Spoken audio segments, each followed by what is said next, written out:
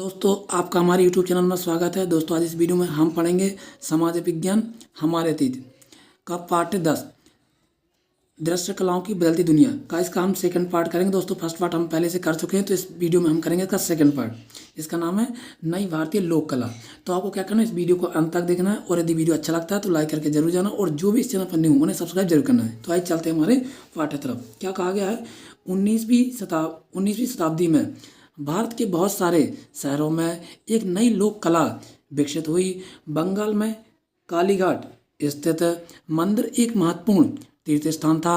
वहाँ के स्थानीय गांवों में रहने वाले खर्रा चित्रकार, जिन्हें पटुआ कहा जाता था, और मिट्टी के बर्तन बनाने वाले पूर्वी भारत में कुम्हार और उत्तरी भारत में कुम्हार एक नई कला शैली विकसित करने लगे। वे आसपास के गांवों से 19वीं सदी की शुरुआत में कलकत्ता आ गए थे। इस समय कलकत्ता एक वाणिज्य और प्रशासकीय केंद्र के रूप में फैल रहा था। नए नए औपनिवेशिक कार्यालय खुल रहे थे, नई इमारतों और सड़कों का निर्माण चल रहा था, नए बाजार खुल रहे थे, शहर में तरह तरह के नए मौके पैदा हो रहे थे जहां आकर लोग कमा खा सकते थे।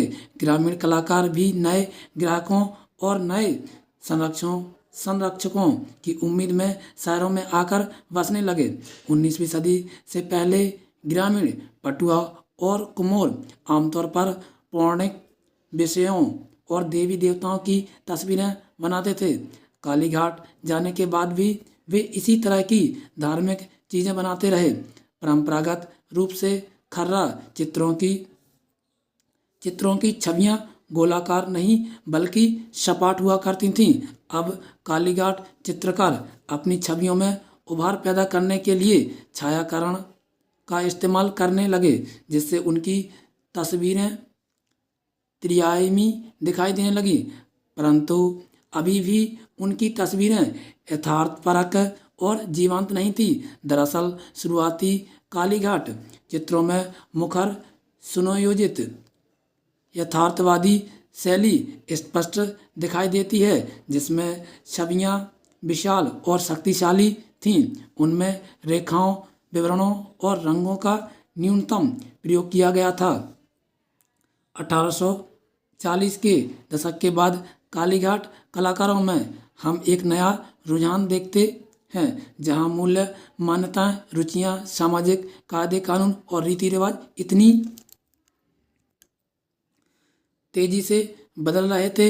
ऐसे समाज में रहने वाले कालीघाट चित्रकारों ने भी अपने आसपास की दुनिया पर ध्यान दिया और सामाजिक व राजनीतिक विषयों पर चित्र बनाने लगे। 19वीं सदी के आखिर के बहुत सारे कालीघाट चित्रों में ब्रिटिश शासन के अंतर्गत सामाजिक जीवन को दर्शाया गया है। अपने चित्रों के माध्यम से ये कलाकार अक्सर इस नए बदलावों का उपहास करते थे। अंग्रेजी भाषी और पश्चिमी आदतों में रंगे साहिबों की तरह सजे सिगरेट पीते या कुर्सियों पर बैठे लोगों के इन नए शौकों का मजाक उड़ाते थे।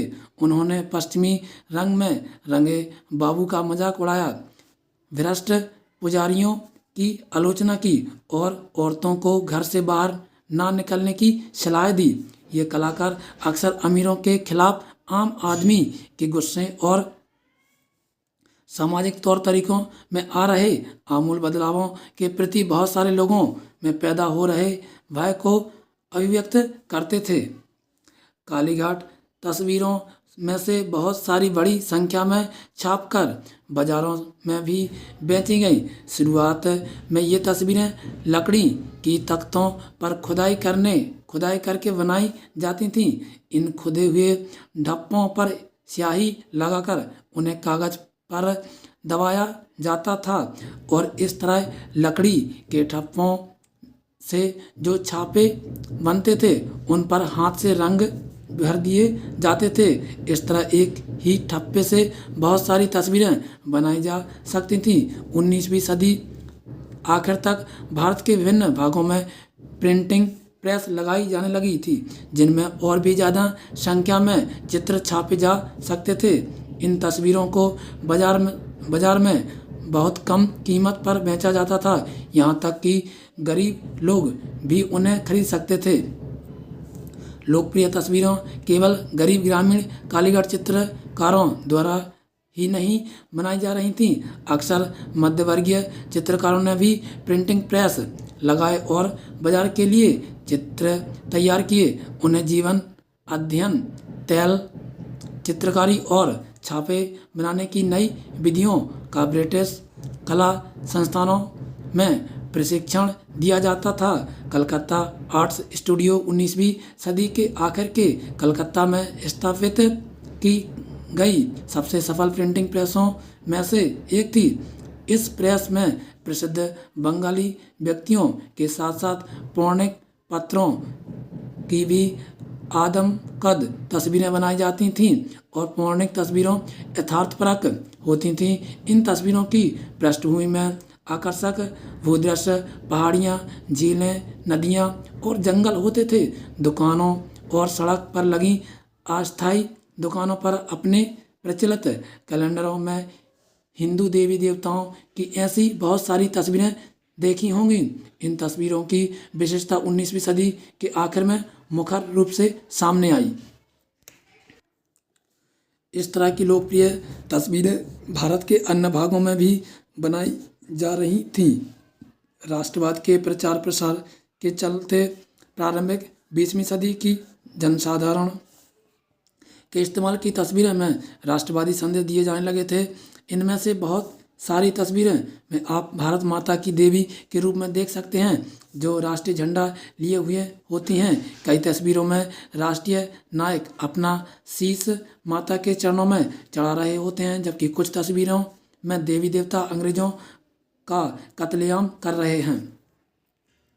जैसे कि दोस्तों आप इस तस्वीर में आप देख सकते हैं, जैसे हमारी भारत माता जो है वह झंडे को लिए हुए हैं और इन तस्वीरों में जो है देवी देवताओं को दिखाया गया है।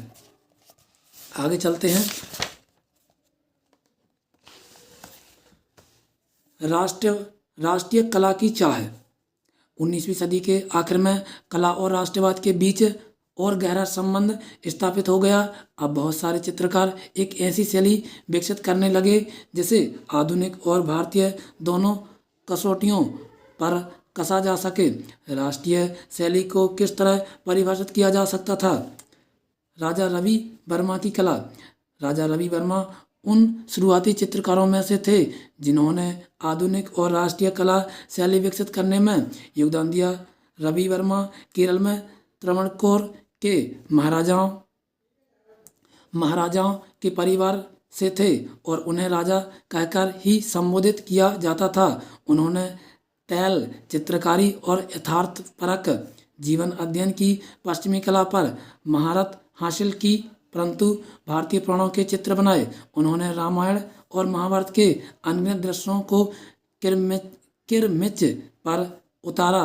बम्बई प्रेसिडेंसी की अपनी यात्रा के दौरान उन्होंने पौराणिक कहानियों को किस तरह मंच पर देखा था, उसी से प्रेरणा लेकर उन्होंने ये नाटकीय दृश्य बनाए थे। 1880 के दशक से रवि वर्मा के पौराणिक चित्र भारतीय राजवाड़ों और कला संग्रहों के बीच जुनून की हद तक लोकप्रिय हो चुके थे। राजाओं ने अपने महलों की दीवारों रवि वर्मा के चित्रों से पाट दी थी। इस तरह के चित्रों के प्रति गहरे आकर्षण को देखते हुए रवि वर्मा ने एक चित्र निर्माण टोली बनाई और बम्बई के बाहरी छोर पर एक प्रिंटिंग प्रेस लगाने का फैसला किया। यहाँ उनके धार्मिक चित्रों की रंगीन प्रतियाँ बड़ी संख्या में बनाई जाने लगी। अब आम लोग भी उनकी सस्ती तस्वीरों को खरीद सकते थे। आगे चलते हैं। राष्ट्रीय कला की विभिन्न छवि। बंगाल में राष्ट्रीयवाद कलाकारों का एक नया समूह रविन्द्रनाथ टैगोर के भतीजे अविंद्रनाथ टैगोर 1871 से 1951 के इर्द गिर्द जुटने लगा। इस समूह के कलाकारों ने रवि वर्मा की कला को नकल आधारित और पश्चिमी रंग ढंग की कहकर खारिज कर दिया और ऐलान किया कि इस तरह की शैली राष्ट्र के प्राचीन मिथकों और जनश्रुतियों को चित्रित करने के लिए उपयुक्त नहीं है। उनका मानना था कि पेंटिंग की असली भारतीय शैली गौर पश्चिमी कला परंपराओं पर आधारित होनी चाहिए और उसे पूरी दुनिया के आध्यात्मिक तत्वों को पकड़ना चाहिए। इस तरह उन्होंने तैल चित्रकारी और यथार्थपरक शैली से दूरी बनाई और लघु चित्रों की मध्यकालीन भारतीय परंपरा और अजंता की गुफाओं में बने भित्त चित्रों की प्राचीन कला से प्रेरणा लेने लगे। ये लोग एशियाई कला आंदोलन खड़ा करने के लिए उसी दौरान भारत की यात्रा पर आए जापानी कलाकारों से भी प्रभावित थे। इन सालों में पनपी नई भारतीय शैली के नए चित्रों में हम इस विभिन्न चित्रात्मक तत्वों का मिश्रण देख सकते हैं। उदाहरण के लिए चित्र 25 को देखिए। रविंद्रनाथ टैगोर द्वारा बनाए गए इस चित्र में राजपूत लघु चित्रों का प्रभाव देखा जा सकता है। चित्र 26 में जापानी में चित्रों का और चित्र 27 में अजंता की शैली का प्रभाव साफ दिखाई दे रहा है। एक सच्ची भारतीय शैली कैसी होनी चाहिए यह तय करने की कोशिशें इसके बाद भी चलती रही। 1920 के दशक के बाद कलाकारों की एक नई पीढ़ी सामने आई जो रविंद्रनाथ टैगोर द्वारा स्थापित की गई कला शैली से अलग विचार रखती थी। इनमें से कुछ लोगों को यह कला शैली भावनात्मक दिखाई देती थी, जबकि कुछ का मानना था कि आध्यात्मिकता भारतीय संस्कृति का केंद्र पहलू नहीं हो सकती। उनका मानना था कि कलाकारों को प्राचीन ग्रंथों की तस्वीरें बनाने की बजाय असली जीवन को देखना चाहिए और प्राचीन कला रूपों की बजाय जीवित लोक कला एवं जनजातीय डिजाइनों से प्रेरणा लेनी चाहिए। जैसे जैसे यह बहस चलती रही, कला के क्षेत्र में नए आंदोलन उठे और नई नई कला शैलियाँ आती रहीं। तो दोस्तों, आज का हमारा ये पार्ट हुआ समाप्त है। आपको ये वीडियो कैसा लगा आपको कमेंट बॉक्स में ज़रूर बताना है और यदि वीडियो अच्छा लगा तो लाइक करके जरूर जाना और जो भी इस चैनल पर न्यू है उन्हें सब्सक्राइब जरूर करना है। तब तक के लिए थैंक यू दोस्तों।